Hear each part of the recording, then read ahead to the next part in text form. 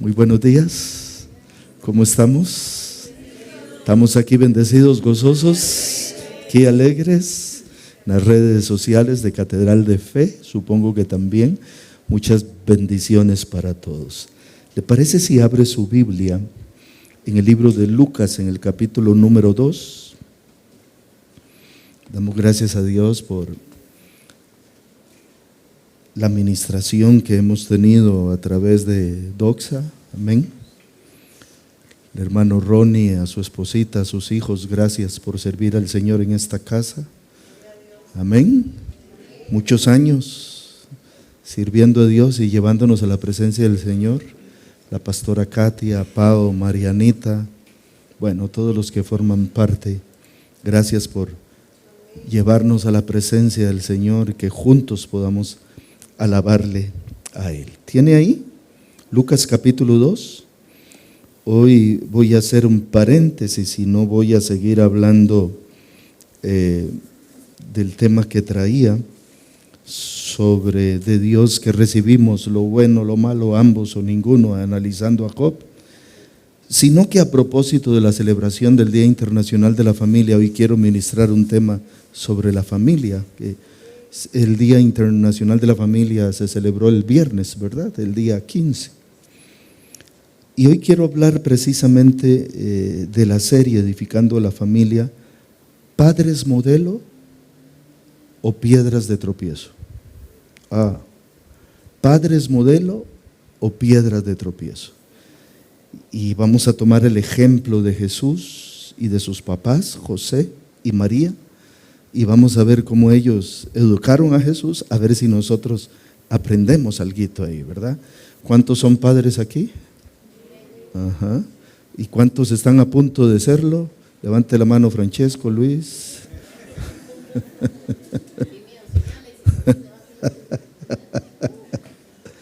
Cada rato mando mensajitos y nada, ¿verdad? Bueno, no hay señal. Se cortó el wifi, dijo Maduro. ¿Tienen allí Lucas 2? Sí. Antes hacemos nuestra proclama, la palabra del Señor, pero vamos a hacerlo bien fuerte, con todo el corazón, digamos: Dios ha dispuesto este tiempo para que yo escuche su palabra poderosa. La palabra de Dios es perfecta y convierte mi alma. Es fiel y me hace sabio. Es recta y alegra mi corazón. Es pura y alumbra mis ojos. Es verdad y me hace justo. Es más deseable que el oro refinado. Es más dulce que la miel del panal. La guardaré y la pondré por obra. Calla delante de Él. Amén, qué lindo. Y así en ese coro tan precioso, digamos este Salmo 119, 162. Dice: me alegro en tu palabra como alguien que descubre. Aleluya. Lucas capítulo 2, ¿padres modelo o piedras de tropiezo? Verso 40, se refiere a Jesús. Y el niño que era un niño, crecía y se fortalecía y se llenaba de sabiduría, y la gracia de Dios era sobre él. Este texto lo recoge Lucas como un texto resumen de cómo era la vida de Jesús, y lo expresa no más cuando Jesús está siendo presentado, un niñito de 8 días, y es llevado allí a la presencia del Señor en el templo. Leemos otra vez: y el niño crecía y se fortalecía y se llenaba de sabiduría, y la gracia de Dios era sobre él. Pero vamos ahora al 52, unos versiculitos después, ya cuando él tiene 12 años. Note lo que vuelve a decir Lucas: y Jesús crecía en sabiduría, en estatura y en gracia para con Dios y con los hombres. Es decir, mientras iba tomando altura por su edad, ya tenía 12 añitos ahí, Lucas da una norma de programa de cómo era él, de cómo era Jesús, y dice que mientras crecía en estatura, también crecía en sabiduría, crecía en gracia para con Dios y para con los hombres. Puede tomar su asiento, por favor. Por cierto, las imágenes que están allá, que hoy van a ilustrar algunas de los slides, son imágenes de pintores famosos a lo largo de la historia y no tienen que ver con ningún tipo de idolatría ni adoración de ninguna naturaleza. Simplemente son fotografías de cuadros de pintores famosos. Conversar sobre la familia siempre es una gran responsabilidad desde el punto de vista moral, como desde el punto de vista ético, pero sobre todo desde el punto de vista espiritual. Hablar sobre la familia no es algo que resulte fácil. Abordar este tema no es algo sencillo. Yo digo que no todo el mundo puede hablar de la familia, porque se requiere autoridad para ponerse en pie delante de un pueblo tan hermoso como ustedes, pueblo del Señor, y que este pueblo le preste a uno los oídos y también le preste la atención, ¿verdad? Siga prestando atención a lo que digo, por favor. No es fácil entonces cuando un tema de esta naturaleza se trata, que uno o que la persona que lo expone tenga autoridad moral para hacerlo. Por ejemplo, yo poco podría con autoridad moral decirles a ustedes que cuiden su cuerpo, que es templo del Espíritu Santo, porque a mí mi templo se me convirtió en una catedral, ¿verdad? Algunos tienen una ermita, yo tengo como una basílica.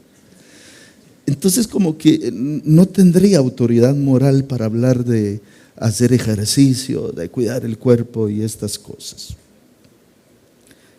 Y un poco con la familia se requiere tener esa autoridad para que ustedes como pueblo del Señor me regalen sus oídos y me presten su corazón en la próxima hora, a fin de que yo pueda exponerle a ustedes, informarles, pero también formarles en torno a lo que la palabra de Dios enseña sobre las familias.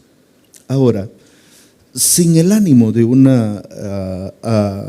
aparentar una falsa humildad, considero que a pesar de mis falencias como hombre, que las tengo muchísimas, como hijo que las tuve, ya mis dos padres están en la presencia del Señor, como hermano que uno siempre, por esas cosas de la vida hay conflictos y hay encuentros entre la familia, a pesar de las falencias como esposo y como padre, no obstante yo creo que me asiste el acervo moral suficiente para conversar con ustedes esta mañana sobre el tema de la familia y particularmente sobre la educación de los hijos, entendiendo, como dije antes, que la fecha lo amerita, celebrar el Día Internacional de la Familia, y sabiendo a su vez que cualquier consejo que recibamos en este tema es o ha de redundar en el beneficio intrafamiliar, pero sobre todo en el futuro de nuestras generaciones. Y cuando hablo del futuro de nuestras generaciones, no solo estoy hablando de lo que nuestros hijos pueden llegar a hacer aquí, sino de lo que van a llegar a hacer en la eternidad o a dónde van a pasar en la eternidad. Y no pierdo de vista que no hay familias perfectas, ninguna familia es perfecta. Yo desearía tener una familia perfecta, pero lo cierto del caso es que no la tengo. Hay situaciones en las que tenemos que ir sorteando las diferentes vicisitudes que presenta el diario vivir, ¿no es cierto? Incluso muchas veces en la relación con los hijos, pero también en la relación con los esposos, y que tenemos que aprender a amarnos, a respetarnos, a consolarlos, a enmendar los errores y cuántas cosas. Tampoco pierdo de vista que ser esposos y que ser padres es algo en lo que aprendemos todos los días se aprende en esta materia, porque no nacimos sabidos en el cómo serlo, ni siquiera cómo ser esposos, siquiera cómo ser padres. No nacimos consabidos de cómo serlo, tampoco hay un manual de cómo hacerlo, es algo que vamos, salvo las enseñanzas de la Escritura, pero es algo que vamos aprendiendo en el diario vivir. Pero también tengo claro que en Cristo y en la palabra de nuestro Dios encontramos y recibimos las directrices suficientes para llegar a ser una familia conforme a lo que Dios diseñó originalmente, porque Dios sí dio un diseño original para la familia. Dios creó a Adán y Eva, les dijo: fructificad, multiplicaos, llenad la tierra, sojuzgadla, señoread, y les dio un ecosistema perfecto para que ellos se desarrollaran bien. Por desgracia, la desobediencia trae el pecado trae la muerte y todas las demás consecuencias que trae el pecado, y pasamos a de alguna forma desdeñar o enturbiar el propósito de Dios. Pero aquí en la palabra del Señor nosotros encontramos el testimonio suficiente, las directrices y la normativa suficiente para saber y para volver al diseño de Dios para nuestras familias. Dicho esto, permítame desarrollar mi tema hoy. Me impresionan cómo las sanas costumbres familiares y la vocación cristiana decidida producen hijos sanos que fueron enseñados a amar a Dios, hijos sanos que fueron enseñados a amar la presencia del Señor, amar el servicio del Señor, entregarse a Dios sin reservas y sin condiciones. Sanas costumbres espirituales en la familia producen hijos sanos que deciden amar a Dios, que deciden servir a Dios, que deciden consagrarse a Dios. Esto es indudable, yo lo tengo claro. Usted tiene una sana relación con Dios, provoca que sus hijos, una sana relación espiritual, una vida espiritual verdadera en su casa, en su familia. Esto va a provocar que sus hijos decidan amar a Dios, buscar a Dios, consagrarse al Señor. Pero por otro lado, también me causa dolor ver y ser testigo de cómo las familias insanas, las familias nocivas, que hay también familias insanas. No estoy hablando solo de cuestiones de falta de entendimiento, sino de cosas o de familias que están entregadas al pecado, que su norte, incluso muy a pesar de que vayan a una iglesia evangélica o a una iglesia católica, no obstante esas familias viven insanas desde el punto de vista moral, desde el punto de vista ético, pero sobre todo desde el punto de vista espiritual. Y son familias nocivas, ávidas de malas costumbres y de dañosos vicios. Y yo creo que uno puede levantar la mirada y ver en su barrio, en su alameda, en el pueblo, en la callecita donde uno vive, uno dice: mira, hay familias dañadas, hay familias con costumbres nocivas muy profundas, hay familias entregadas a malas costumbres y dañosos vicios, y esas familias, por desgracia, producen hijos enfermizos espiritualmente, porque el contexto en que esos niñitos se desenvuelven es un contexto nocivo, es un contexto dañado, es un contexto de malas costumbres, por desgracia. Entonces esos niñitos van creciendo enfermizos, como dije, en el sentido espiritual, van creciendo enclenques. De alguna forma ya llevan el corazón podrido en cuanto a su relación con Dios, su presencia, su servicio y su entrega a Él. Y quizá la mayoría de nosotros venimos de familias en algún sentido así, que en algún momento nuestro corazón se pudrió y que por gracia de Dios, como cantaban ahora, y no sé dónde estuviera si a ti yo no te tuviera, o similar dice, ¿verdad? Si no hubiera conocido al Dios que me ama. Es decir, nosotros venimos de allá y sabemos cómo se vive allá.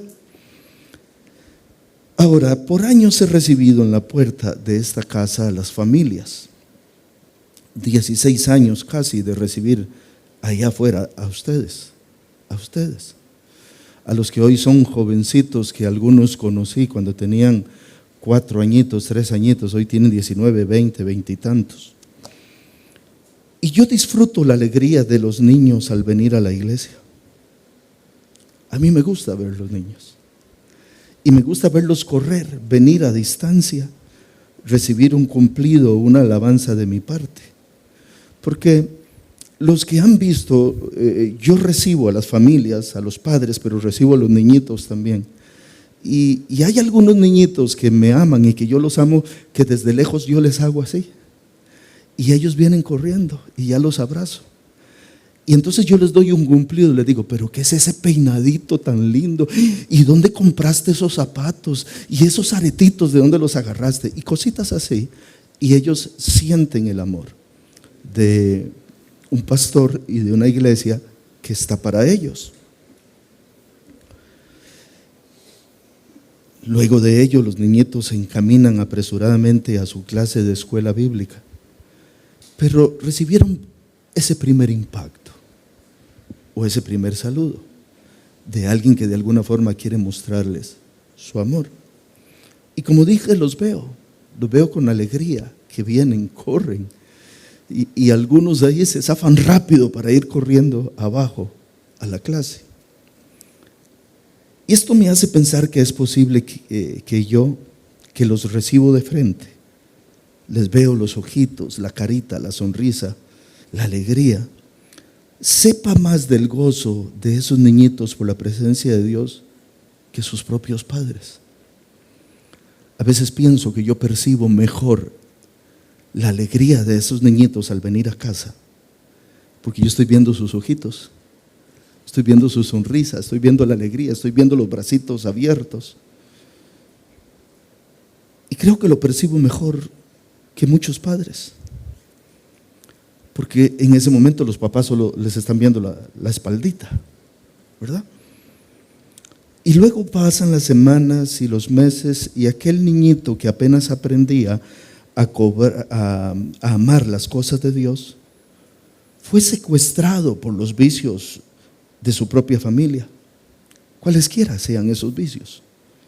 Y resulta que la familia dejó de congregarse y consecuentemente le fueron matando el deseo por la presencia de Dios, por la palabra de Dios a aquel niñito. Que él viene alegre, yo lo veo, que él viene sonriente, viene gozoso, que él está esperando un abrazo, una palabra y salir corriendo a su clase. Pero luego los vicios de su familia hacen que la próxima semana no venga el niñito, que la que sigue tampoco viene, que la que sigue tampoco viene, que la que sigue tampoco viene y que la que sigue. Y siempre hay algo para mucha gente mejor que hacer que estar en la iglesia, por desgracia. Y así van matando el incipiente, recién nacido deseo del niñito por la presencia de Dios y por la casa de Dios, sus propios padres. Y de ahí que los padres somos los culpables del fracaso espiritual, del fracaso social y también del fracaso intelectual, del fracaso profesional y muchas veces hasta del fracaso matrimonial de nuestros propios hijos. Porque los vicios de nuestra propia familia, lo nocivo de nuestra propia casa, las cosas incorrectas que hacemos dentro del entorno familiar, hace que ellos lleven eso y lo trasladen a sus nuevas relaciones, por desgracia. Si usted tiene hijos lejos de Dios, perezosos, vagabundos, inserviciales, que no logran nada en la vida, usted es el culpable de todo ello.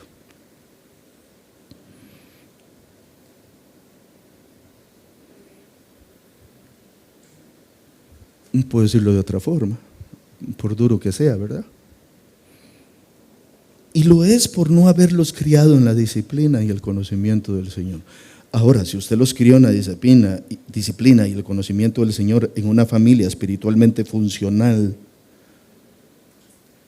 y se pierden, es cosa de cada uno. Pero la mayoría de las veces nuestros hijos y nuestros nietos se pierden porque vieron cosas en nuestro entorno familiar y vivieron cosas que no debían ver ni vivir. Hombres y mujeres que se pierden en esta vida y eternamente en la condenación del infierno son producto de padres y de familias disfuncionales. No digo disfuncionales matrimonialmente, porque por desgracia en este siglo eso se da. Y que de repente el esposo tome por un lado, la esposa tome por un lado, la madre por un lado, el padre por otro lado. Por desgracia eso se da. Se da porque tenemos el pecado muy fácil, se da porque tenemos la inmoralidad muy cerca, en la palma de la mano. Se da porque la ira nos llena muy fácil, se da por muchas cosas. Pero estoy hablando que muchos hombres y mujeres que se pierden en esta vida eternamente condenados en el infierno, se condenan en el infierno de fuego eternamente porque son producto de padres y de familias disfuncionales desde el punto de vista moral y desde el punto de vista espiritual. Lo que quiero decir es que en el fondo no importa si usted pasó un proceso incluso hasta de divorcio, si usted en esa condición usted decide buscar a Dios, usted se convierte en una familia funcional moralmente, funcional espiritualmente. Usted trae la luz a su casa porque dice: levántate, resplandece, ha venido tu luz, la gloria de Jehová ha nacido sobre ti. Entonces esa gloria de Jehová usted la trae a su casa, usted se convierte, aunque usted viva sola o solo y usted esté frenteando, dándole la cara a la vida con sus hijos, aunque usted sea solo, lejos de su cónyuge, usted está funcionalmente desde el punto de vista espiritual. No es el modelo perfecto, pero está funcionalmente desde el punto de vista moral, desde el punto de vista ético. Ha llevado la luz de Cristo a su casa. Pero muchos se pierden porque hay una disfuncionalidad moral, es decir, hay una disfuncionalidad espiritual. ¿Qué quiero decir? Separados de Dios. En el fondo, por desgracia, sé que es malo, pero separados del cónyuge, al final, ¿qué importa? Pero no separados de Dios, eso sería lo crítico. ¿Me estoy dando a entender? Peor aún si esas familias, diciéndose cristianas, se conducen como cualquiera otras personas perversas y mundanas. Imagínese usted qué terrible. Voy a poner un ejemplo nada más deportivo. Ustedes saben que mi filiación deportiva en fútbol es con el Deportivo Saprissa, ¿verdad? Que ayer regalamos un campeonatillo ahí. Eso significa que usted nunca me verá con una camisa de Alajuela ni con una camisa de Heredia. No sé si me estoy dando a entender que mi filiación me lleva a llevarme a ponerme una camisa del equipo que me gusta. Y difícilmente me voy a poner una camisa del equipo que no me gusta, salvo que alguien me quiera hacer bullying y me encarame una camisa de esas, ¿verdad? Por ejemplo, yo una camisa rojinegra, yo reprendo al diablo. No, esas son bromas. Eso es para sacarle un poco de sonrisa. Y a veces me pongo a pensar que familias que se dicen cristianas y se conducen como cualquier familia perversa o mundana, es como decir: soy cristiano pero me pongo la camisa de Satanás. Está duro esto, ¿verdad? Está grosero. Pero a veces somos así: ay, yo soy hijo de Dios, aleluya. Pero nos comportamos como si fuéramos hijos de las tinieblas. Y muchos padres de familia pasarán al infierno de fuego eternamente porque fueron piedra de tropiezo a uno de esos pequeñitos. Esto es terrible, terrible, terrible. Porque Dios demandará la sangre de sus hijos de usted que es padre. Mateo 18:5, nueva versión internacional. Y el que recibe, dice Jesús, en mi nombre a un niñito como este me recibe a mí. ¿Qué es lo que está pasando? Los niñitos están viniendo a Jesús. Los discípulos del Señor le dicen: córrase, córrase, córrase, córrase. El maestro no tiene tiempo para atenderlos. Y Jesús les dice: déjelos que vengan a mí, porque de ellos es el reino de los cielos. Y dice este texto, dice: y el que recibe en mi nombre a un niñito como este me recibe a mí. Verso 6. Pero si alguien hace pecar, aquí se pone grosera la cosa, o se pone seria. Pero si alguien hace pecar a uno de estos pequeños que creen en mí, más le valdría que le colgaran al cuello una gran piedra de molino y lo hundieran en lo profundo de la mar. Ahí hay una ilustración de una piedra de molino. Si hace pecar a un niñito, guíndese una piedra en el cuello y vaya para allá abajo. Ahora voy a decir más o menos el diámetro y el peso de esas piedras. Verso 7, Reina Valera del 60. Ay del mundo por los tropiezos.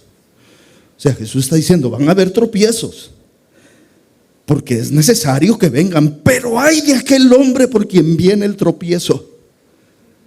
Y yo agregaría: máxime si este hombre es padre o es madre. ¡Ay! De él o de ella, si trae tropiezo a uno de estos pequeñitos. ¿Están conmigo? Verso 10. Mirad que no menospreciéis a uno de estos pequeños, porque os digo que sus ángeles en los cielos ven siempre el rostro de mi Padre que está en los cielos. La figura la imagen es una pintura famosa. sus ángeles ven el rostro de mi Padre que está en los cielos. ¿Qué está diciendo Jesús? Que si usted es piedra de tropiezo, que si usted hace pecar a un hijo suyo, una hija suya, un nietito, que si usted le da un mal ejemplo, hay alguien, comillas, que le está soplando a Dios. Es una ilustración metafórica, alguien que le está diciendo, un ángel que le está diciendo: apúntele esto a Juan Luis, vea lo que le está haciendo a su hijo. Apúntele esto a María, vea lo que le está haciendo a su hija, preste atención. Y Jesús dice: es mejor que usted se muera antes que siga haciéndole daño a uno de estos pequeñitos. Amén. ¿O hay? Permítame preguntarles: ¿usted es pista de despegue para sus hijos o piedra de tropiezo en la vida de ellos, en especial en la vida espiritual? Y lo escribí para ustedes. ¿Usted es pista de despegue o es piedra de tropiezo? ¿Usted provoca que sus hijos amen y sigan a Dios, se consagren al Señor, o usted les pone un yunque en la espalda para que ellos no puedan seguir a Cristo? ¿Usted enseña a sus hijos a amar a Dios? ¿O es de esas personas que expone a sus hijos desde edades tempranas al pecado? ¿Qué hace usted? ¿Permite que sus hijos levanten alas? ¿O les pone peso para que ellos no se desarrollen en la vida cristiana ni en las otras virtudes de la vida? ¿Usted enseña a sus hijos a amar a Dios o hace que sus hijos más bien sean expuestos a conductas pecaminosas desde niño? Y vea cosas, y escuche cosas, y beba cosas, y huela cosas que sus hijos no tienen que oler, ni ver, ni beber.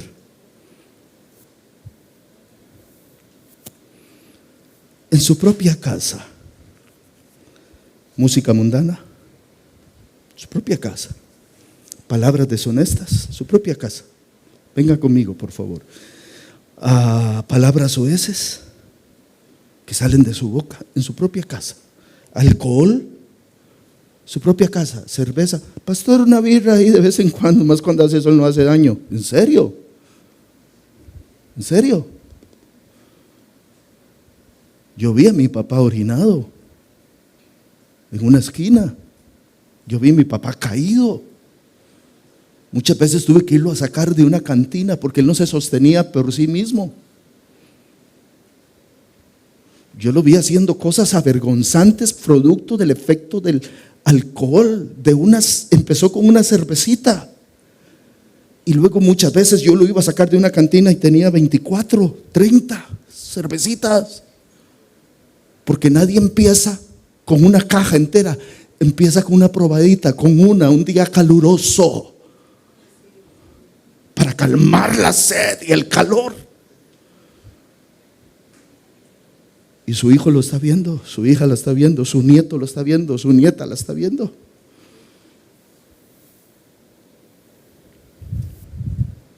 Películas obscenas, películas que abren puertas a Satanás, terror, miedo, invocaciones satánicas, invocaciones demoníacas, fábulas que le abren puertas a Satanás, pactos demoníacos. De todo eso están llenos las caricaturas de hoy. Y peor, lo que ven aquí, juegos electrónicos o digitales, o como quiera que se llame, no sé cómo se llama. Gritos, maledicencias, asistencia a conciertos de inmoralidad y perversión sexual. Un día, no recuerdo dónde era que estábamos, pastora, usted me recordará. Estamos en un lugar público, en un hotel creo, y empieza a sonar una música pero basura que yo no me atrevo a escuchar. No me atrevo a escuchar eso. Pura basura de estas mujeres nuevas, o no sé si nuevas, viejas feas más bien. ¿Cómo se llaman? Esta que le dicen la bicha o la bichona. Esa. Y una canción que decía una barbaridad, vea hermanos, y había un grupo de niñitos con sus papás ahí al frente. Y las niñitas empezaron a moverse y a repetir en coro lo que esa canción decía. No me pregunten qué decía, gracias a Dios, nunca la he escuchado, nunca la voy a escuchar, no le voy a prestar atención. Pero a mí me sorprendió esos niñitos repitiendo esa basura. Y en sus hogares se ve, se oye. Moralidad, perversión sexual. Mal vestir a sus hijos, arropándoles, sobre todo las niñitas casi semidesnudas. Si una niñita de 2, 3 añitos no tiene que andar enseñando los calzoncitos. Ay, pues es que se ven muy lindas. No tiene. Va para grande. Y esa ropita se la compra usted. Usted le está enseñando, la está induciendo, la está metiendo a esa forma de ser, a esa manera de conducirse. Y cuando es grandecita y echa un poquito de cuerpo, y la ropa talladita, y las enaguas cortitas, etcétera, etcétera, etcétera, usted se las compra. Y usted se las sirve así, al diablo. Tome, Satanás, haga lo que le dé la gana.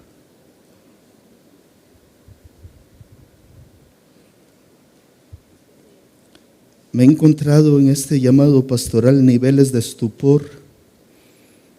Voy a decirlo como hay que decirlo, porque estupor es una palabra elegante. Me he encontrado niveles de estupidez espiritual tan altos como padres evangélicos prohibiendo a sus hijos congregarse o servir a Dios, castigándolos, no permitiéndoles involucrarse en equipos de trabajo en la iglesia. ¡Ay, qué castigo!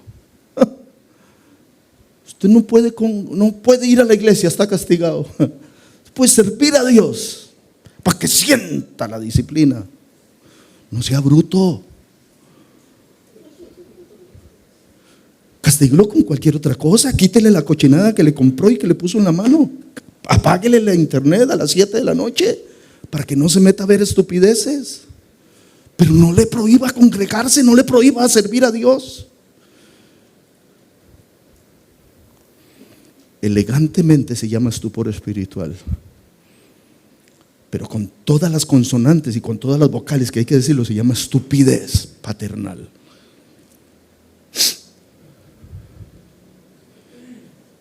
Y yo puedo comprender eso de una persona que no ha nacido de nuevo, pero de una persona que dice conocer a Cristo, ¿cómo lo comprendo? Eso es catastrófico. Catastrófico. De aquí se han ido familias porque sus hijos vienen a servir y prefieren salirse de la iglesia para que sus hijos no se involucren en el servicio. Pastor, eso es mentira. No, lo tengo documentado, tengo nombres y apellidos. Sucede. Jesús dijo de esas personas que era mejor que desaparecieran de la vida de sus hijos. Eso dijo Jesús. Mejor que ustedes se desaparezcan de la vida de sus hijos. Que mejor les haría ser lanzados al fondo del mar con una gran piedra de molino como las que jalan los asnos. ¿Puedes poner la imagen donde está el asno jalando esa piedra de molino? Unas semerendas muelas para moler ahí que tienen más o menos un diámetro de 1,5 metros y pesan entre 800 y 1,400 kilos. Dice Jesús, es mejor que se guinde esos 1,400 kilos en el cuello y que lo tire en el fondo en el mar, que usted esté siendo piedra de tropiezo para su hijo. Amén o ay. Jesús dijo, mejor desaparezcase, sálgase de la vida de sus hijos, antes que le esté haciendo el daño que le está haciendo.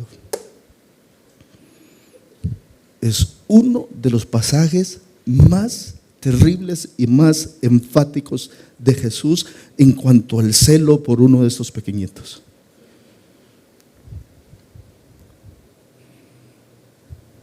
Es una pena capital, una sentencia de muerte.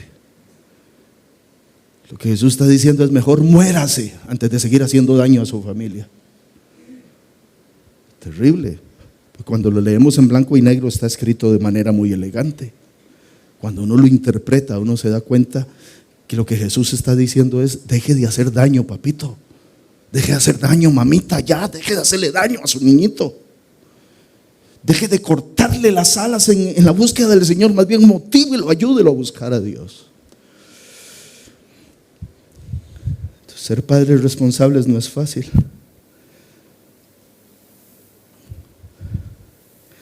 Tampoco ser padres es una tarea que se tenga que empezar por la locura hormonal de la adolescencia o la juventud. Porque a partir de ahí el fracaso prácticamente está firmado.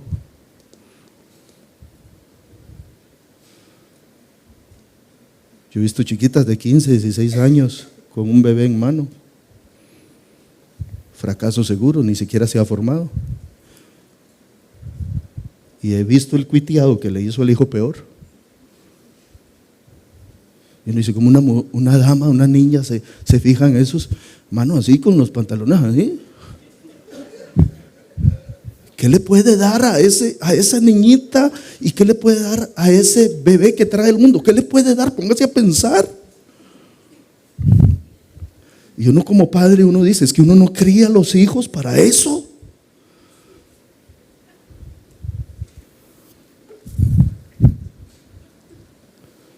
El fracaso está casi firmado.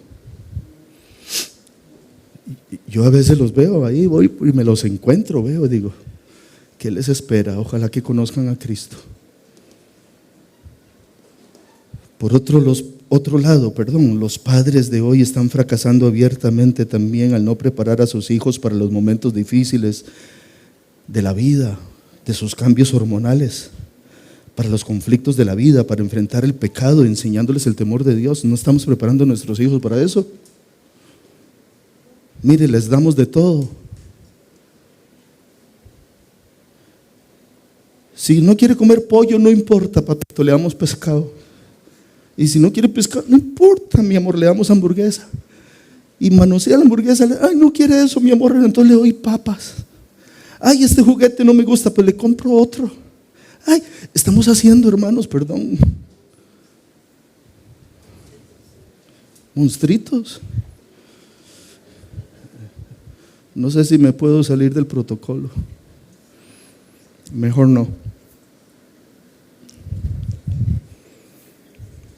Pero estamos construyendo hijos blandengues. Nosotros no tuvimos todo lo que quisimos tener. Y por eso somos como somos, por eso luchamos la vida. Por eso sabemos que la vida cuesta. Por eso sabemos que hay que levantarse temprano y acostarse tarde para luchar la vida, para trabajar fuerte, para lograr conseguir las cosas que queremos disfrutar. No nos lo dieron todo, aunque nuestros padres quisieran, no podían dárnoslo todo. Pero cuando usted atiborra a sus hijos de todo, sin que les cueste nada, sin que padezcan frío, tengan hambre, lo que estamos haciendo son personas débiles, blandengues, que no saben enfrentar la vida y que lo que van a traer son problemas a su casa, a su familia y a la sociedad.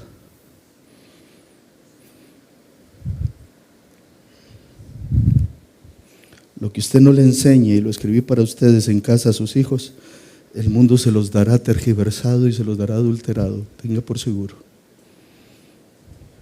Lo que usted no les diga, lo que usted no les enseñe, lo que usted no les eduque, el mundo se los va a dar, pero adulterado. Se los va a dar tergiversado. Y yo veo que hay una desgracia que desde que llegó a nuestras manos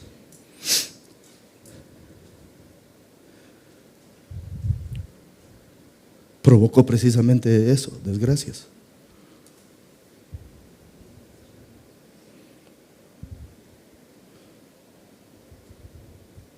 Yo lo uso para trabajar, para hablar con ustedes, pero también lo utilizo para perder tiempo.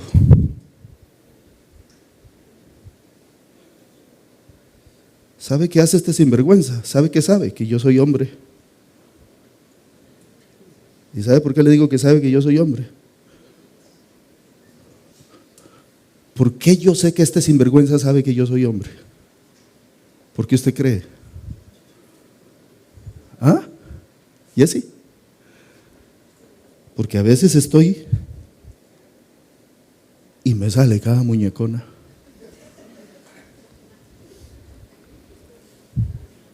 Supongo que usted como mujer le sale cada muñecón, supongo.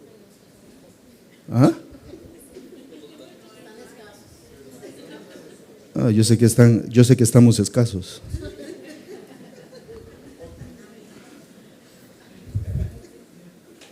Desde que llegó a nuestras manos una desgracia, en nuestras propias palmas se cuecen fornicaciones, adulterios, inmoralidades y perversiones, y lo que es peor, se pierde el valioso tiempo que deberíamos estar utilizando para cultivarnos y también para cultivar a nuestra familia.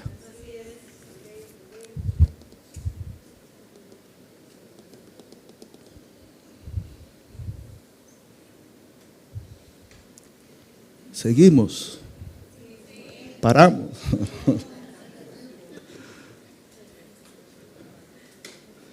Le pregunto, ¿cuántas horas pasa usted con su celular en la mano en redes sociales, videos, TikTok, Facebook, Instagram, etc., WhatsApp, chismeando? Mire, yo hice la prueba, hermano. Me metí, usted puede hacerlo, métase, ajustes y dice, ¿cuántas horas diarias consume usted? Me dio vergüenza. Me dio vergüenza lo que me dijo. Paso más horas aquí que durmiendo. Para vergüenza mía. Obviamente ando 2-3 horas en el carro diarias y él contabiliza que uso el Waze 2 horas, hora y media aquí, otra hora allá, otros 40, un montón de cosas más, no es cierto. Pero ¿cuántas? Usted puede ver cuántas pasó en Facebook, en Instagram, y es avergonzante. Me da risa y dolor cuando escucho a padres decir que los niños de esta generación traen el chip del celular incorporado porque ni han aprendido a hablar, pero ya hacen el gesto del teléfono. Y si no les da el teléfono ya se empiezan a gritar y a llorar y los papás dicen, ay, es que ya traen el chip. Me da risa, pero me da dolor. Siempre me he preguntado si es que de alguna forma el cielo ya los manda con el chip, con la gesticulación manual del celular incorporada, o si más bien en lugar de que el cielo los mande con el chip, si acaso es que desde que nacen esos niños ven a sus madres horas y horas moviendo el dedo en la pantalla en unos periodos de lactancia, y por eso el niñito empieza a imitar las consultas de lo que él es, las conductas de lo que él está viendo. Y entonces al final decimos, es que ya traen el chip incorporado. No, el chip se lo metió usted hasta en la leche materna.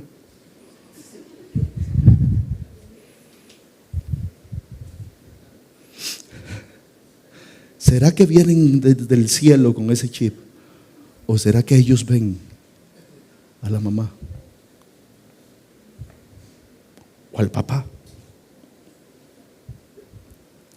¿Qué pasaría si en lugar de vernos con el celular en la mano, pegados a la pantalla, el televisor o cuanta cosa, esos niños nos ven hincados? ¿Qué pasaría si esos niñitos nos ven postrados, adorando, orando a Dios, levantando las manos? ¿Qué pasaría? ¿Qué pasaría si cuando usted está dándole leche materna al niñito, usted está, Padre, en el nombre de Jesús te alabo, bendice a mi esposo donde está, bendice la casa, bendice esto, Padre, impongo mis manos sobre este niñito, que sea un hombre de bien, que sea una mujer de bien? ¿Qué pasará? ¿Cuál chip traerían incorporado? ¿Qué pasaría si en lugar de vernos con un dispositivo móvil en la mano nos ven con un libro o con una herramienta de trabajo?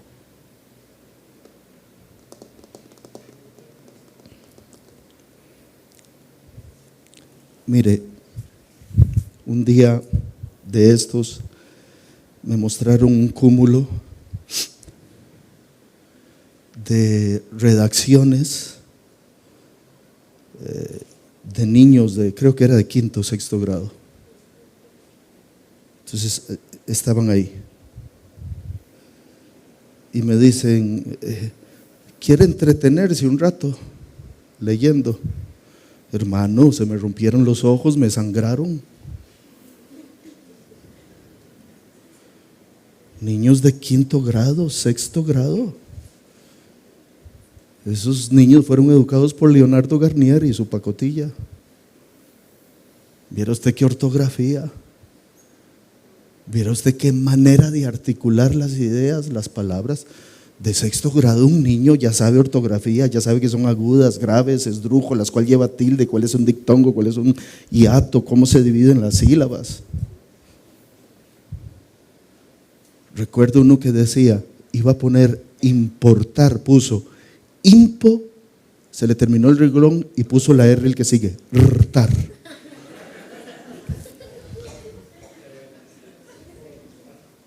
Ahora, partamos del supuesto que tiene una mala maestra, pero tiene una peor madre y un peor padre. Porque si la maestra no le enseña correctamente a dividir en sílabas, el padre y la madre tienen que enseñarle. Si la maestra no le enseña cómo se dicta, qué es una aguda, una grave, una esdrújula, el padre tendría que hacerlo. Señoras y señores, este país está invirtiendo, y usted mismo, máxime, si tiene a su hijo en un colegio privado, está invirtiendo mucho dinero para que se desperdicie de esa forma. Es triste. Entonces yo digo, cuando yo tenga 70 voy a estar en manos de eso. Hermano, capaz que si se hacen médicos y me tienen que operar la pierna derecha, terminan operándole a uno la izquierda. Porque esos son los profesionales que van para arriba, si es que llegan a hacerlo. Carajo. No sé dónde dejé la miel, pero yo creo que el Espíritu Santo, hermano, tiene que movernos. No puede ser que hagamos de nuestro país eso. Me parece que en la mayoría de las ocasiones olvidamos que nuestros actos están afectando positiva o negativamente a muchas personas. Y quizás sin darnos cuenta, mucha gente está alrededor mirándonos, entre ellos nuestros niños.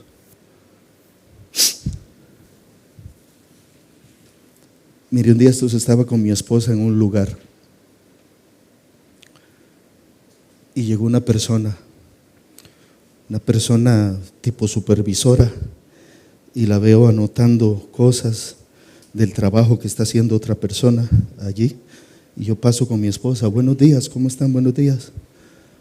Pastor, me encanta oírlo en la radio. Gloria a Dios. ¿Qué tal si yo no hubiera ido pasando con mi esposa? O si yo hubiera ido con un tarrito de algo inconveniente, o si yo hubiera pasado y ni siquiera saludo, o si yo hubiera ido conversando con alguien y diciendo malas palabras. Y el pastor, yo ni sé quién es la persona, pero la persona me conoce a mí. Extrañamente me conoce por la radio y me identifica. Y le digo, bendiciones, qué gusto, hermana, espero bendecirle. Sí, es que yo lo sigo a usted en redes. Entonces uno no sabe hasta dónde llega, hasta dónde la gente lo está mirando. Usted no se da cuenta que ya somos totalmente públicos. Un día estábamos en un restaurante y oramos, estamos familia. Padre, en el nombre de Jesús bendice estos alimentos. Ni estoy gritando, estoy hablando para la mesa.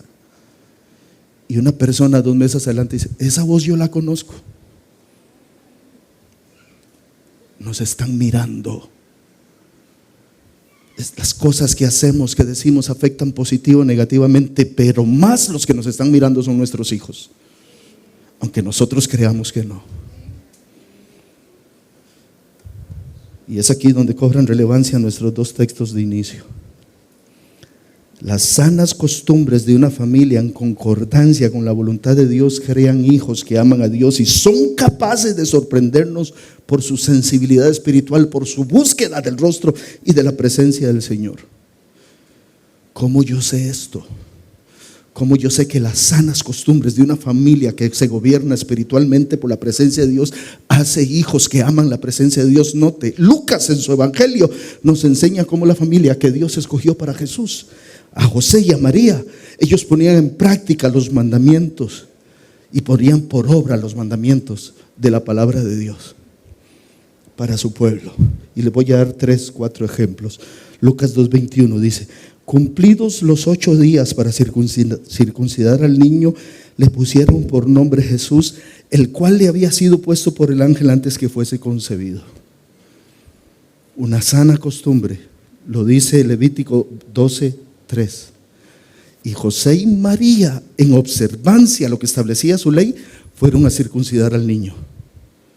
Una sana costumbre fue provocando un niño como Jesús. Sígame al segundo, Lucas 2:22. Y cuando se cumplieron los días de la purificación de ellos, conforme a la ley de Moisés, le trajeron a Jesús a Jerusalén para presentarle al Señor. 8 días circuncidado, antes lo dije mal, 40 días después presentado. 23, como está escrito en la ley del Señor, todo varón que abriere la matriz será llamado santo al Señor. ¿Dónde está eso? Éxodo 13:2 y Éxodo 13:12. Los padres de Jesús cumplían espiritualmente con su responsabilidad ante Dios. Lucas 2:24. Y para ofrecer, conforme a lo que se dice en la ley del Señor, un par de tórtolas o 2 palominos. ¿Dónde está eso? En Levítico 12:6-8. Permítame hacer una nota al pie aquí. Los papás de Jesús ofrecieron una tórtola o 2 palominos. ¿Qué significa? ¿Qué significa? ¿Perdón? No solo que eran humildes, era gente pobre. Porque se ofrecía un carnero, un cordero, una oveja. Ellos no tenían para eso. Ellos tenían para ofrecer un par de palomitas cuando fueron a presentar a Jesús. Pues era gente luchadora, la familia de Jesús. Pero era gente que observaba las directrices de la ley. Era gente que tenía sanas costumbres espirituales en su entorno familiar. ¿Me sigue hasta aquí? Entonces José y María eran personas justas en el sentido de que se esforzaban por cumplir los mandamientos de la ley. Y tanto era así que Lucas también registra que ellos tenían la costumbre de cumplir todo lo que la ley del Señor prescribía. Incluso subían a Jerusalén todos los años a celebrar la Pascua. Note lo que dice el verso 39. Después de haber cumplido con todo lo escrito en la ley del Señor, volvieron a Galilea a su ciudad en Nazaret. Verso 41. Iban sus padres todos los años a Jerusalén en la fiesta de la Pascua. Ellos cumplían, tenían constancia espiritual, cumplían todos los requerimientos, mandamientos, decretos y normativas de la ley de Dios. Es decir, desde el punto de vista espiritual, eran una familia funcional. Así es que Dios no mandó a nacer a su hijo en cualquier familia, con el respeto a nuestras propias familias. Es más, se me ocurre algo. Si hoy tuviera que nacer Jesús en el siglo XXI, Dios escogería a su familia. ¿Escogería a mi familia? Es una buena pregunta. ¿Hallaríamos gracia para que Jesús viniera a nacer en nuestra familia? Si es que hoy tocara, no hace 2000 años, si es que hoy tocara, ¿se fijaría Dios en la familia suya o en la mía y diría: ahí voy a mandar a mi hijo? Porque ahí sí observan la ley, porque ahí sí cumplen los mandamientos.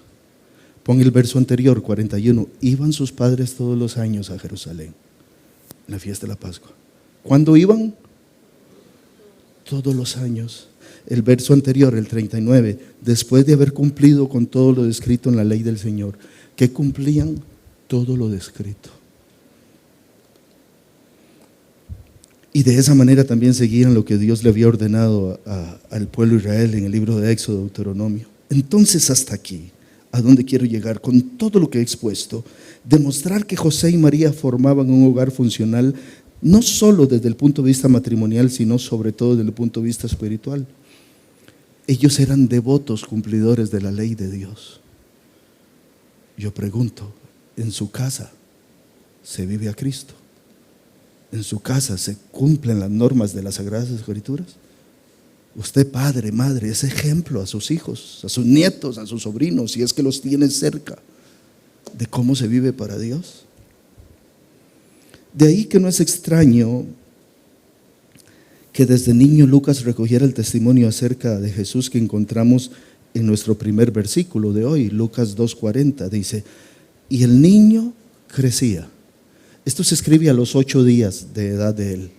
Y el niño crecía y se llenaba de sabiduría, y la gracia de Dios era sobre él. Como un niño, mientras crecía físicamente, también se fortalecía y se llenaba de sabiduría y de gracia de Dios. Como un niñito de brazos, luego va creciendo, empieza a gatear, luego se pone en 2 piecitos, luego empieza a balbucear, luego empieza a andar por ahí. ¿Cómo ese niño que va creciendo físicamente también va creciendo en gracia y también va creciendo en sabiduría? ¿Cómo lo logramos? Ya vimos un entorno espiritualmente funcional. Ellos cumplían las leyes de Dios. ¿Están conmigo hasta aquí? ¿Acaso venían los ángeles? Porque era Jesús, venían los ángeles a enseñarle, lo cual sería muy fácil. ¿Tenía José y María el dinero suficiente para pagarle un maestro privado a Jesús que le enseñaran la ley? Ya vimos que cuando fueron al templo a consagrarlo solo pudieron ofrecer 2 palominos. Ni siquiera tuvieron dinero para llevar una oveja. ¿Tenían el dinero suficiente para pagarle un colegio privado? ¿Un maestro privado?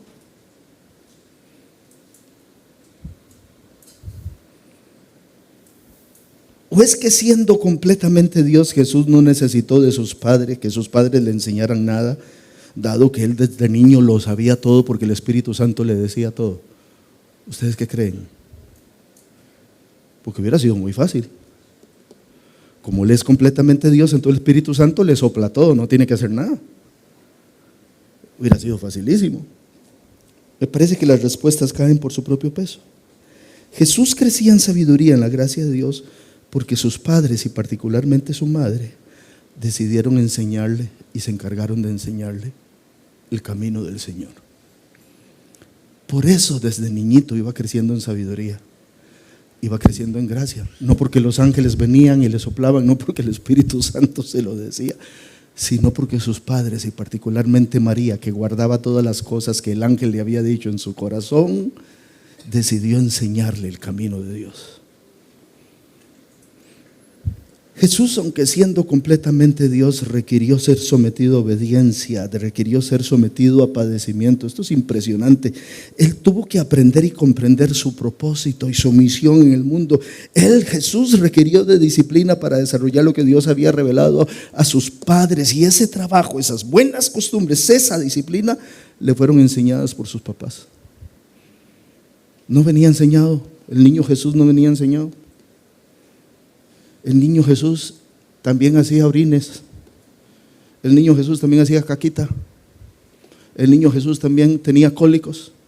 El niño Jesús también se vomitaba. Pero también crecía en gracia y en favor con Dios, porque tenía unos padres que se dedicaron a enseñarle el temor de Dios. Pastor, ¿cómo sabe eso? Sígame a Hebreos 5:7. Y Cristo. ¿De quién está hablando Hebreos aquí? De Cristo. Los que están conmigo en Instituto Bíblico saben que una cosa es Jesús, otra cosa es Cristo. Jesús significa Salvador, Cristo significa el ungido, el Mesías. Entonces aquí Hebreos está hablando del Cristo.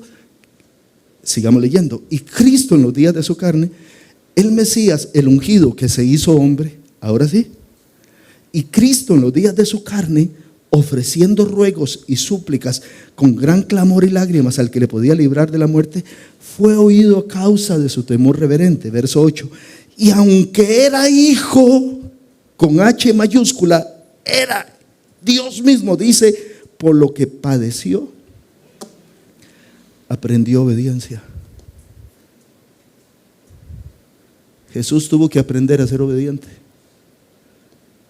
No Cristo, Jesús.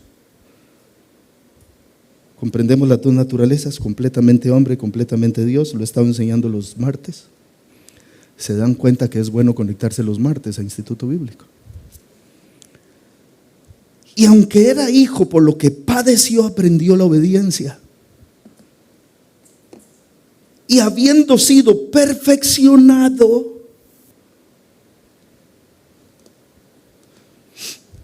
yo creo que María tuvo que jalarle la oreja algunas veces. Tuvo que decirle, no es así. No es así, papito, no es así. Usted no me escarba la comidita y le saca los olores, usted se lo come todo. Solo hay pescado, sí, se lo va a comer. ¿Quiero hamburguesa? Pues no hay hamburguesas, papito, se me come ese pescadito. Ay, hoy no tengo ganas de bañarme, pues se mete al baño. Ay, no quiero lavarme los dientes, pues se los lava.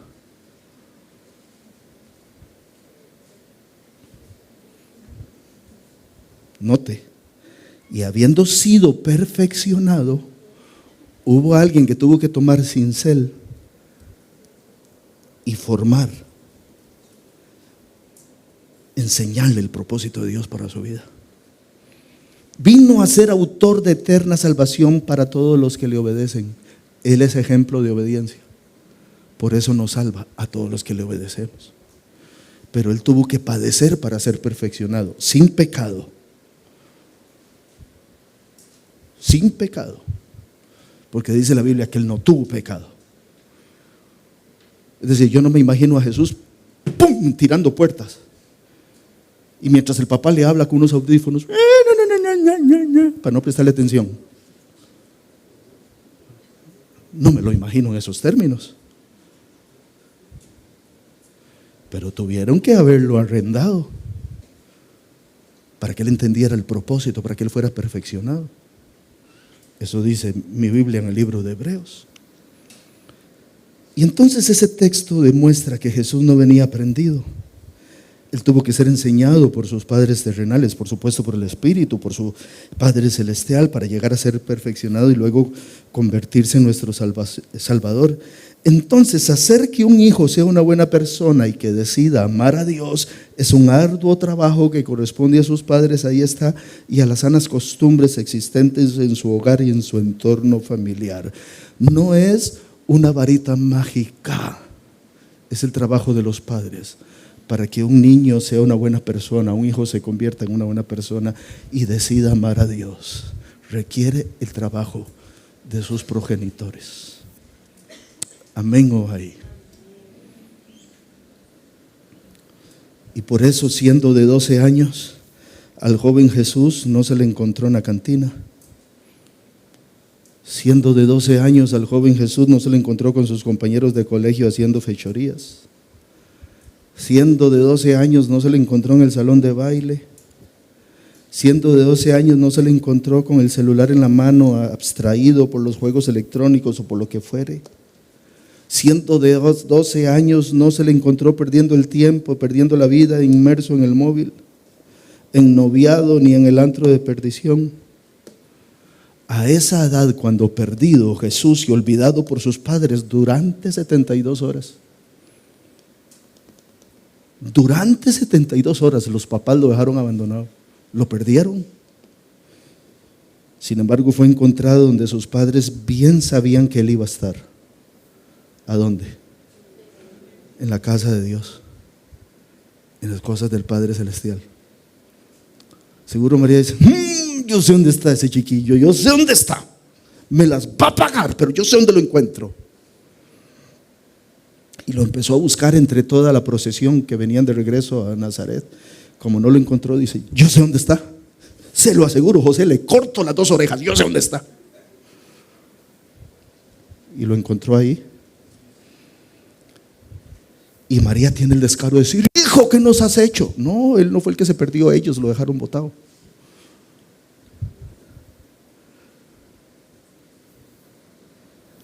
Pero mamá, usted sabía dónde encontrarme, porque en los negocios de mi padre me es necesario estar. Con 12 años, con 12 años. ¿Quién le enseñó con 12 años esa convicción? Lucas 2:42, y cuando tuvo 12 años subieron a Jerusalén conforme a la costumbre de la fiesta. Al regresar ellos, acabada la fiesta, se quedó el niño Jesús en Jerusalén sin que lo supiese José y su madre. Los papás se fueron. Ahí debe venir. Si él es bien portado, ahí debe venir con los primos y con los tíos. No. 44, y pensando que estaba entre la compañía, anduvieron camino de un día y le buscaban entre los parientes y los conocidos, pero como no le hallaron, volvieron a Jerusalén buscándole. 46, y aconteció que 3 días después le hallaron en el templo sentado en medio de los doctores de la ley, oyéndoles y preguntándoles. No en el cine, no en el salón de baile, no en la cantina, no en la barra de la esquina, no abstraído en el celular.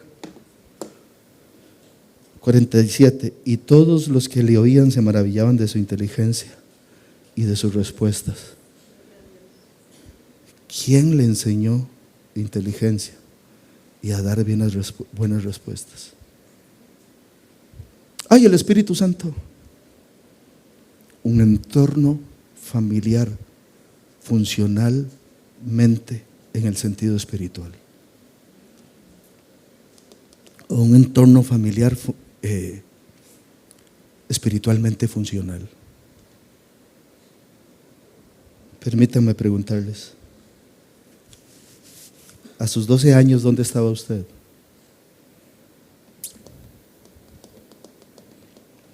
A sus 12 años, ¿dónde están sus hijos?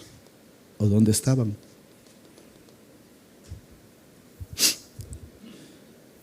Yo puedo tomar algún niñito o algún jovencito de 12, 13 años, hijo de ustedes, y sentarlo aquí conmigo y empezar a conversar de temas profundos de la Biblia. Puedo preguntarle, mi amor, ¿usted sabe qué es justificación? ¿Usted me puede explicar qué es redención? ¿Usted me puede decir quién construyó el arca? ¿Cuántos años duró construyéndola? ¿Me puede decir cómo se llamaban los 3 hijos de Noé? Yo puedo hablar con sus hijos de cosas espirituales. O sus hijos terminan hablándome como colombiano del montón de novelas colombianas que ve junto con usted.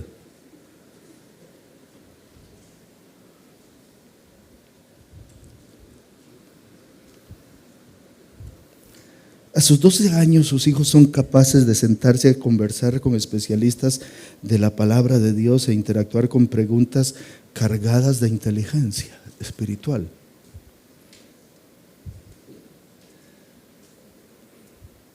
¿Quién tiene hijos entre 12 y 13 años? Ahora ninguno, no levantan la mano, ¿verdad?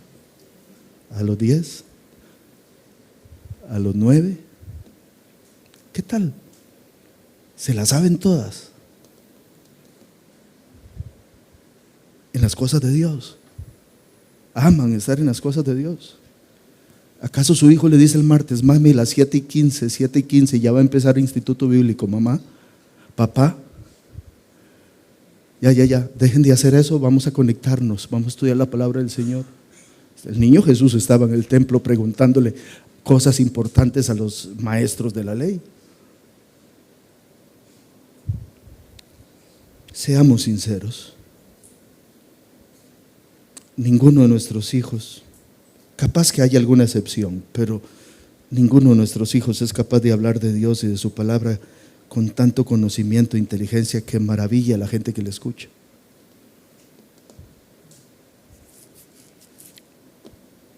Reconozcamos que no hemos tenido la pasión y la entrega como si la tuvieron José y María para instruir a nuestros hijos en el camino y en el conocimiento del Señor y su palabra y para enfrentar la vida. Reconozcamos que muchas veces vivimos preocupados de que llegue la famosa como inventada edad de la adolescencia, porque corremos el riesgo de que nuestros hijos a esa edad se extravíen del camino de verdad simplemente porque no hemos hecho bien nuestro trabajo de enseñarles a amar a Dios. En la Biblia la adolescencia no existe, fue un invento del siglo pasado. En la Biblia, y todavía hoy en Israel, a los 13 años, en lo que se llama el Bar Mitzvah, se lleva a los niñitos en una ceremonia frente al muro de los lamentos y le dice, A partir de ahora usted dejó de ser un niño y se convierte en un adulto. Y ahora usted tiene responsabilidades de adulto. Usted es responsable de su propia vida. Aquí nosotros a los 13 años, ay, que no me le pase nada. Ay, que ya le empezó a echar pelos. Ay, que ya le gustan las chiquillas. Ay, que se me va a separar del Señor. Se aparta de Dios porque usted no le enseñó a respetar a Cristo. Usted no le enseñó a amar a Dios. Somos culpables de crear una generación de mediocres, de personas pusilánimes, sin fundamento cristiano, sin ánimo de servicio y sin temor de Dios en sus corazones, precisamente porque no hemos invertido nuestra vida como José y María para llevar a nuestros hijos al pacto de compromiso con Dios. Somos culpables de la debacle moral, ética y espiritual de la actual generación. Sí, nosotros somos culpables. Porque nosotros mismos vivimos en crisis moral y en bancarrota espiritual dada nuestra mundanalidad.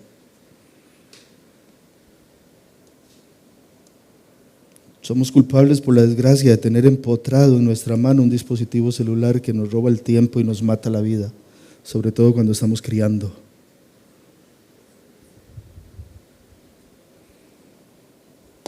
Somos culpables por la desgracia de criar a nuestros hijos con total libertinaje y ausencia de límites. Por la desgracia de criar hijos blandengues y alcahueteados. Y por la desgracia de ser como los demás, a quienes no les importa deshonrar la santidad de Dios, y nosotros en nuestros propios hogares estamos deshonrando la santidad de Dios y nuestros hijos lo están mirando.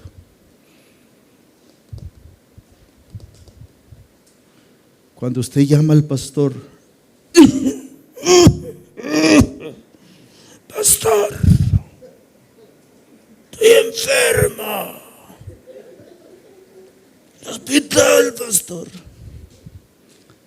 y su niñito lo está viendo a usted, y después usted cuelga y dice, y el niñito está viendo que usted me metió un cuento. Estamos deshonrando la santidad de Dios. Cuando alguien toca la puerta y usted le dice a su hijo, fulana, dígale que no estoy. Su hijo está viendo que usted no es consecuente con los principios bíblicos. Aunque usted crea que no lo ven. La sangre de nuestros hijos Dios la demandará en nuestras manos. Por eso hoy tenemos la responsabilidad de hacer un cambio definitivo en nuestras vidas y en nuestras familias. Sí, celebremos a la familia, pero ¿cuál familia? La que decide amar a Dios.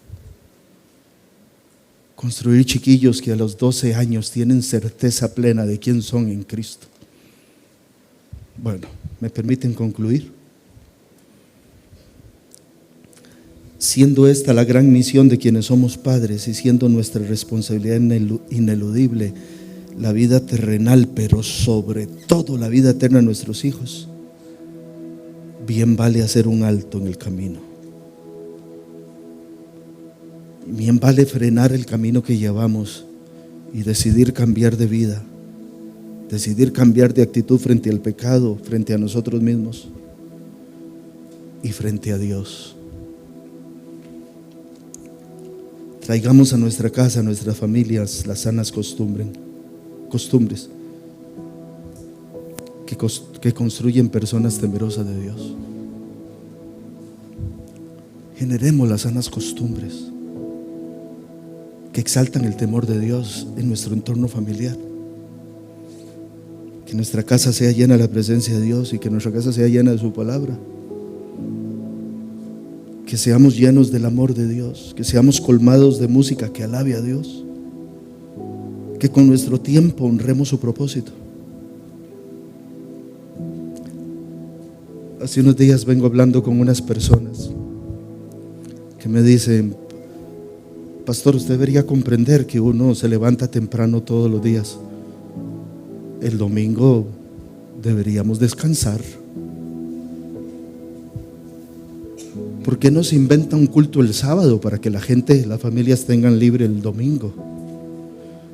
Y así tengan entorno familiar. Pastor, además Dios descansó en el séptimo día. Yo les digo, y descansó porque estaba muy cansado. El séptimo día no dice que Dios descansó, por cierto, dice que Dios cesó en sus obras. No dice que descansó, dice que cesó de crear, es lo que dice el texto. Lo leemos mal. Yo les dije, dígame un asunto, ¿el día de descanso es para dormir o es para servir a Dios? ¿Para qué se usa el día de descanso? ¿Qué dice? ¿Se dedica a quién? El día de descanso es para buscar de Dios, no para dormir nosotros. Entonces yo les digo, ¿cómo es posible que toda la semana le servimos a Mamón, el dios griego del dinero? Nos levantamos temprano porque Mamón manda entrar a las 7:30 y salimos tarde porque Mamón dice que hay que salir a las 5, y si hay horas extras salimos a las 9, pero el domingo estamos cansados para servir al verdadero Dios. Nos levantamos de lunes a sábado para servir al César, pero el domingo queremos dormir tarde porque es el único día que tengo para dormir tarde. ¿Y nuestros hijos lo ven? Su hijo sabe que usted puede levantarse temprano el domingo y no viene. Entonces su hijo dice, si a mi papá no le importa honrar, congregarse y cumplir como María y José los mandatos de la ley, a mí tampoco me tiene que importar. Pero si su hijo ve que usted con la misma energía que se levanta el lunes para servirle al César, para servirle a Mamón, usted se levanta el domingo para servir a Dios, dice, vale la pena. Vale la pena amar a Dios, servir a Dios, consagrarse a Dios. Vale la pena alistarse para congregarse.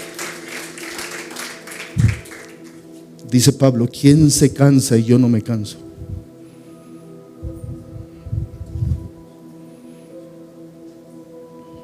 Quizá para mí hoy el mejor lugar, quizá sea estar horizontal en una cama y untándome cofal y cepol por todo lugar.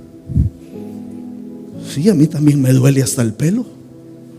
Sí, de verdad, yo se los puedo asegurar. Y tal vez lo mejor sea estar ahí. Que el culto me llegue al cuarto, eso es una delicia.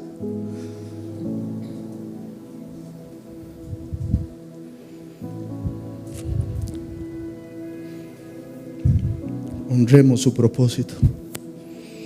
Que las costumbres de nuestro hogar no sean las del mundo, sino aquellas que se dirigen a darle honor y gloria a nuestro Dios. Porque solo de esa manera podremos llegar a experimentar un día que de nuestros hijos adolescentes se diga igual que de nuestro Señor Jesucristo. Verso 52. Y Jesús crecía en sabiduría, crecía en estatura, crecía en gracia para con Dios y crecía en gracia para con los hombres. Qué lindo, ¿verdad? Qué lindo poderle entregar a la sociedad un muchachito que conforme va creciendo en estatura y en edad, va creciendo en sabiduría, va creciendo en gracia, va creciendo en conocimiento de Dios. Finalmente esa es nuestra responsabilidad como padres. Yo le pregunto, ¿usted se apunta a cumplirla con dedicación, con entrega, con fidelidad? Dios quiera que sí. Les amo mucho. Muchas bendiciones.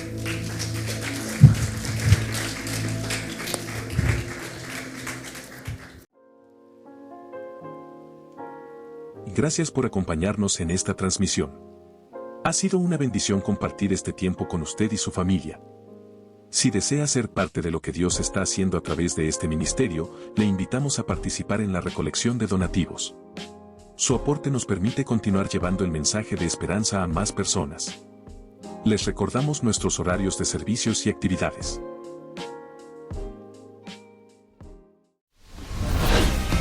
Gracias por compartir con nosotros hoy. En el nombre de Jesús, proclamamos sobre ti y tu familia. Jehová te bendiga y te guarde. Jehová haga resplandecer su rostro sobre ti y tenga de ti misericordia. Jehová alce sobre ti su rostro y ponga en ti paz. Feliz y bendecida semana en Cristo.